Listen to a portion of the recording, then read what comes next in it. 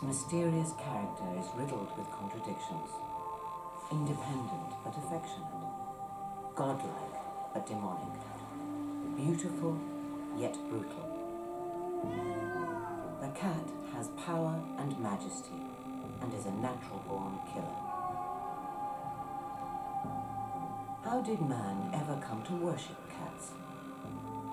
Why were they later persecuted as the devil? And what of the legendary feline monsters and their supernatural powers? Why do we find cats so mysterious?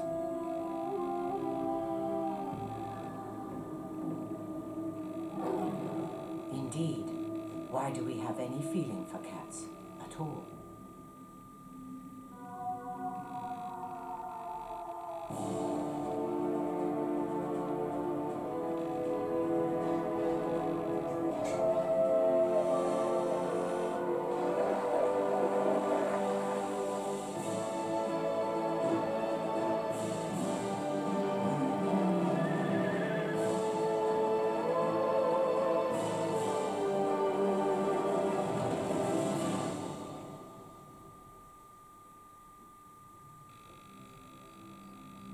Egypt, 2000 BC.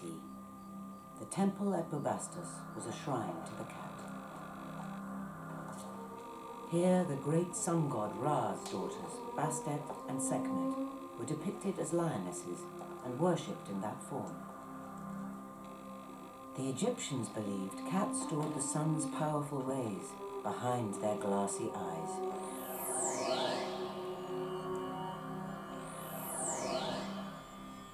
Every evening, Ra set out to battle the serpent of darkness, Apep. Ra's daughter, Sekhmet, would accompany him. And when Apep rose from the waters of the heavenly Nile, the feline goddess would slay him, and Ra's son would rise again.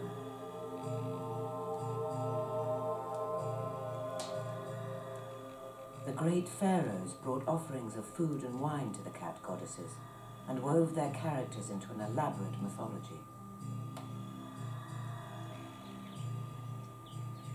This admiration for cats grew out of their practical value. When Egypt was overrun with vermin, small jungle cats began to emerge from wooded areas of Africa.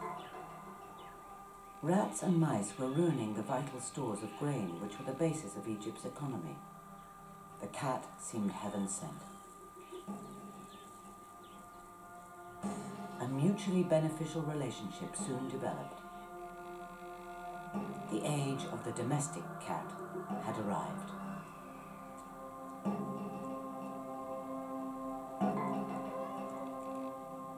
By the end of the Old Kingdom, after 2000 BC, the image of Bastet had started to take other forms. She was now sometimes seen as a small cat. Her popularity grew, and she became a national deity. She was the goddess of prosperity, happy family life, the people's goddess.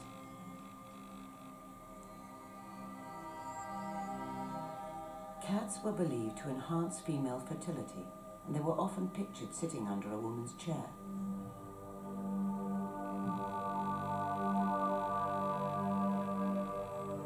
Important cats were immortalized by mummification.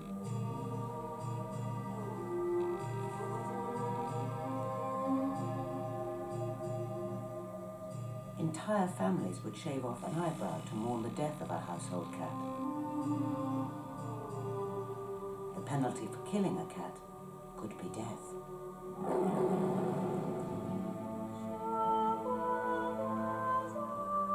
While the smaller cat found itself the focus of a religious cult, big cats symbolized the pharaoh's might and majesty. The Nile Delta teemed with hostile wildlife, and the super predator was the lion, the ultimate hunting machine.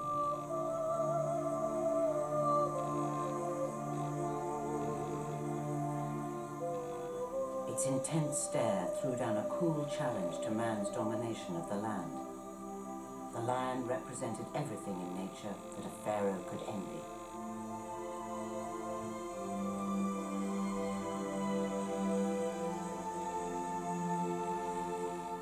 The Egyptians merged the superior power of the lion with the superior intelligence of man and created the Sphinx.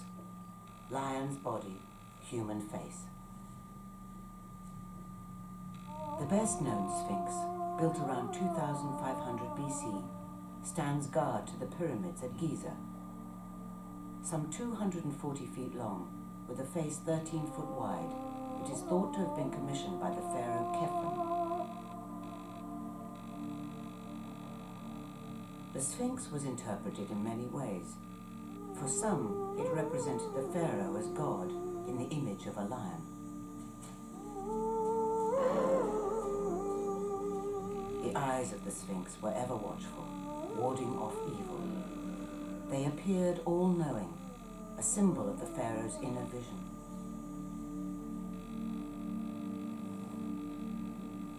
By about 2160 BC, the area around the Sphinx had been abandoned.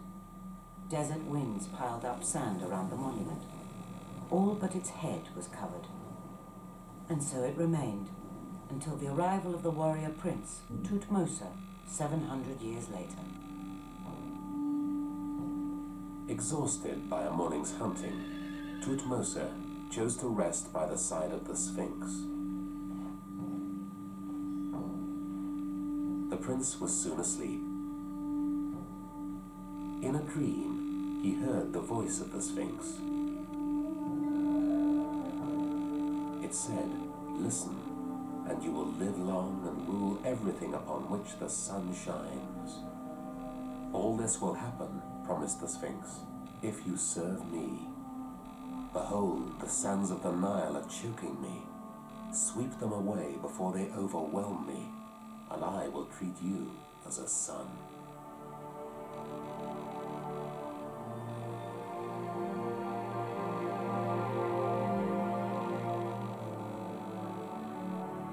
When Thutmose awoke, he hurried back to the town of Memphis to bring an army of men to clear the sand. Gradually, the lion's body reappeared, and the Sphinx was liberated from the desert.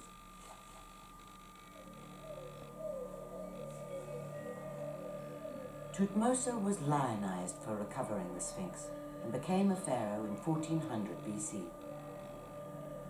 Although he'd fulfilled the Sphinx's prophecy, his reign was short. After only 8 years, he was dead. The word Sphinx is not thought to be Egyptian, but Greek, and it means strangler. The Greeks had their own version of the Sphinx, a murderous half-lion, half-woman. In ancient Greece, women were associated with savagery, perversity, and unpredictability.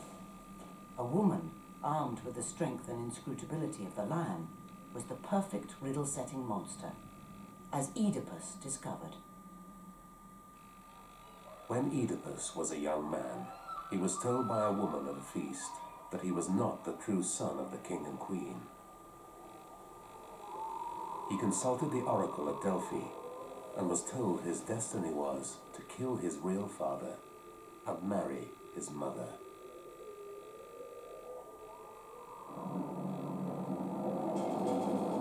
Terrified by this prophecy, Oedipus left Corinth.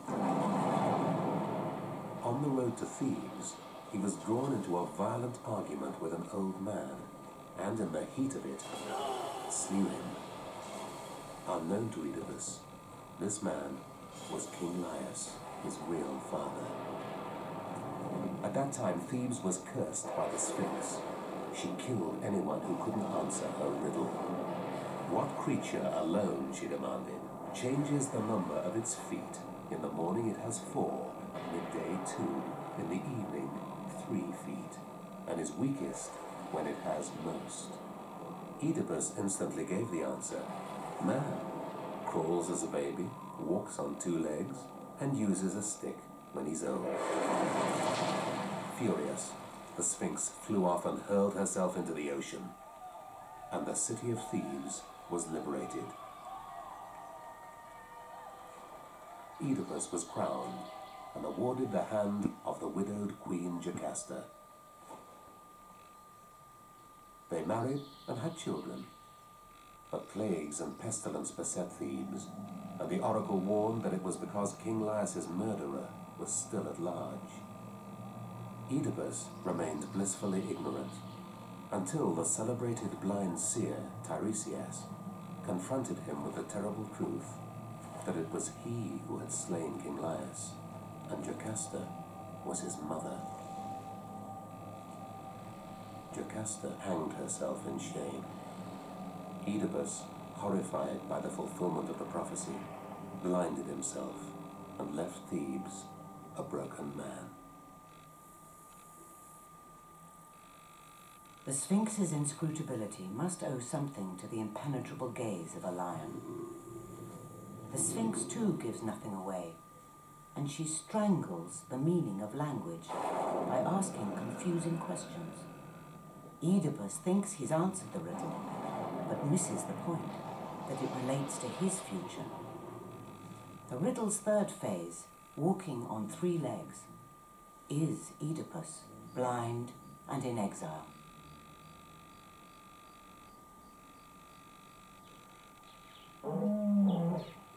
The lion also played a large part in the myth of the Griffin, which first appeared around 3000 BC in Egypt and Mesopotamia. The Griffin unites the king of the land with the king of the skies, lion's torso, falcon's head. It was the Greek historian Herodotus who first described the Griffin as an invincible guardian. Griffins were believed to stand guard over treasure.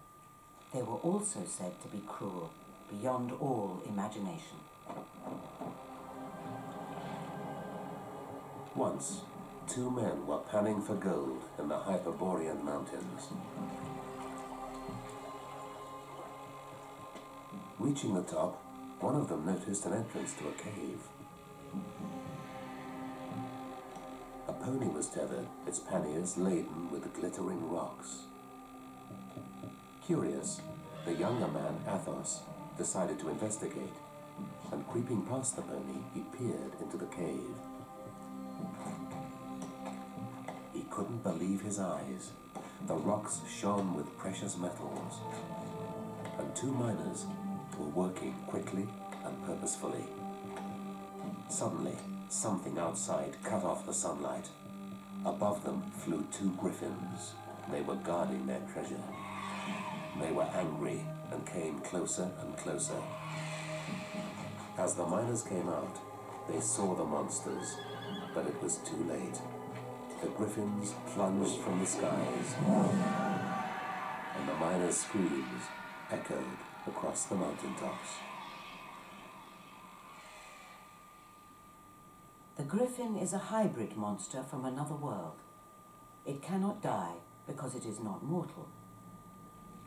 To the Greeks, it was a spiritual creature, and the gold it guarded, being imperishable, symbolized immortality.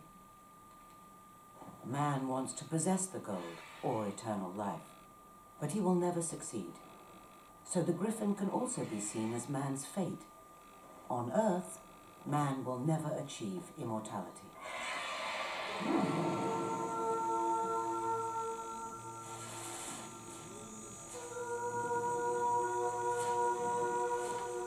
The cult of the super-predator has existed since the dawn of civilization. The strongest land animals have always been associated with wisdom, fertility, and power. Big cats were traditionally revered by the most powerful individuals in society. Warriors, shaman, chiefs, and ultimately royalty all tried to harness cat power. The cat's skin was their emblem. The tiger was to Asians what the lion was to Greeks and Egyptians, the jaguar to Central Americans, and the leopard to sub-Saharan Africans. In certain societies, the distinction between man and animal has often been blurred. In Southeast Asia, stories of men taking the form of tigers were common. In Sumatra, whole were-tiger families and villages were thought to exist. These were-tigers were said to house the spirits of dead ancestors.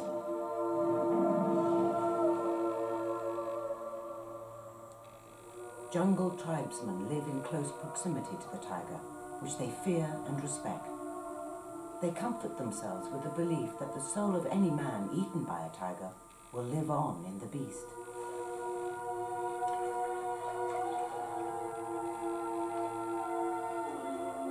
Traditionally, wherever the tiger walked, it was revered.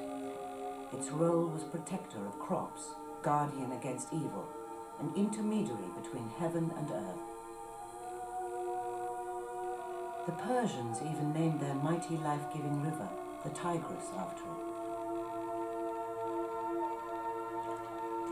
All the major religions of Asia, Hinduism, Islam, Buddhism, have tended to incorporate local customs into their theologies.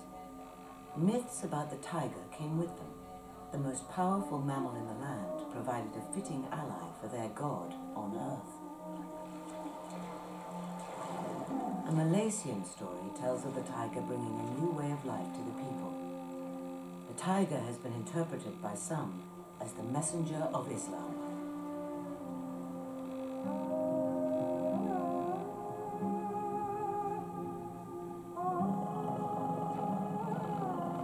At that time, the rules of social order were kept by a spirit called Moyang Malur, who was half tiger, half human, and lived on the moon.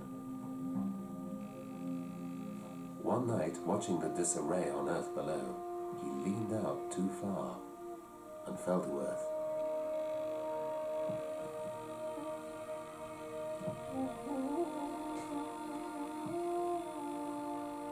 There he met a hunter, Moyang Kapir, to whom he swore that he would kill every human unless he was returned to the moon immediately. Moyang Kapir, eager to assist, threw his rope up to the moon, and together he and the tiger climbed it. Once back there, the tiger prepared to kill Moyang Kapir, but the hunter was too sharp for him. He took the bag and left quickly down the road, bringing the rules of social order to his kinfolk. To steal from the tiger is to gain its powers. In Chinese astrology, people born in the year of the tiger are said to have a restless love of freedom. They have strength and courage and occupy important positions. They can also land on their feet.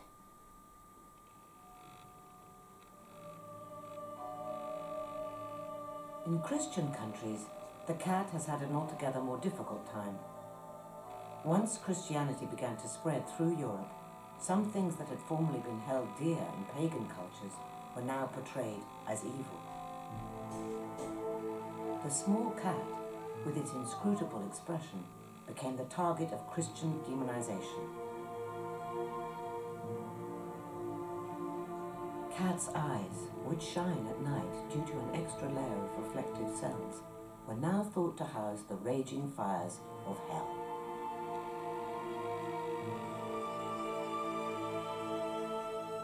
Medieval Europeans, persuaded that cats were potentially evil, depicted their distrust in their art.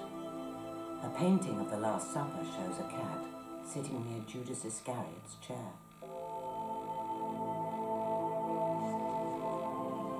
The relationship between women and cats, which had formerly been seen as divine, was now commonly described as evil. Witches were thought to assume the form of cats, and a number of cats were even tried in court and later hanged or burnt as witches. Metamorphoses between women and cats have been a recurring theme through the ages. One anonymous French story, which has been told and retold over the centuries, concerns a beautiful young lady called Nanon.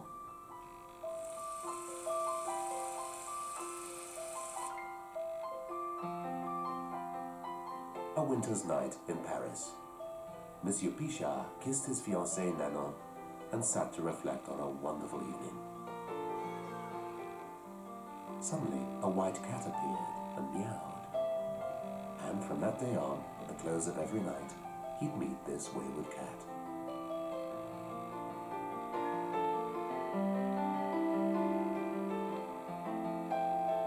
Eventually, Pisha married Nano and forgot these encounters. Then, one night, he suddenly discovered he was alone.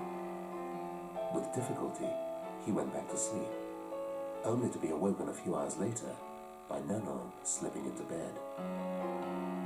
Pisha questioned her. They had a terrible row.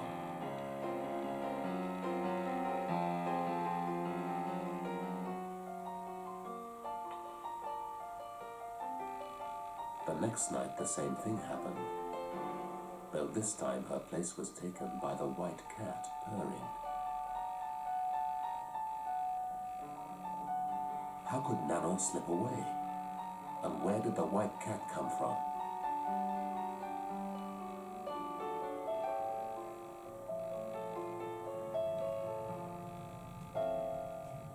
Then one morning, a white paw crept around the bedroom door. Pisha leapt from his bed. He struck the paw. A woman's scream rang through the house. For days, Nano didn't appear, and when she did, her head hung low.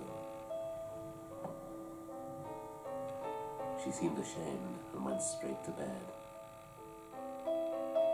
From where he stood, Pisha couldn't see her bandaged hand or the strange look in her eyes.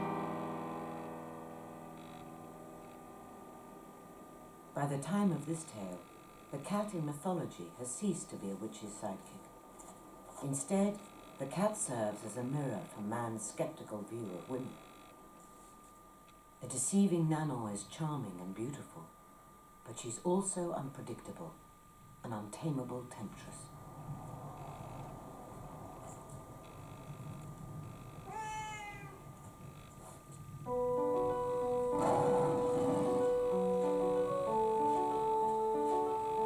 Throughout history, mythological cats have stood for many things. The cat has been an ancient god, a medieval devil, an icon of fertility, and a symbol of royalty. Its mystique continues. We wear it, drive it, desire it, fear it, and love it. We still see the lion as the protector of our interests. He flanks our monuments, adorns our portals, and stands guard to our tombs. The Griffin has come full circle. Today it represents banks and insurance companies, guarding our worldly wealth.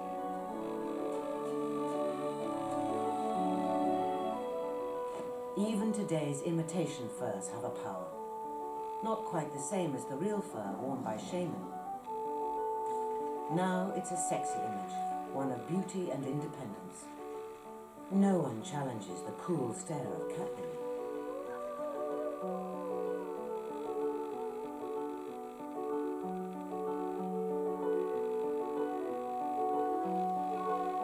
The modern age may have no use for the myth, but the night prowler still hangs on to its intrigue, and the fascination remains as strong as ever for a creature not quite of this world.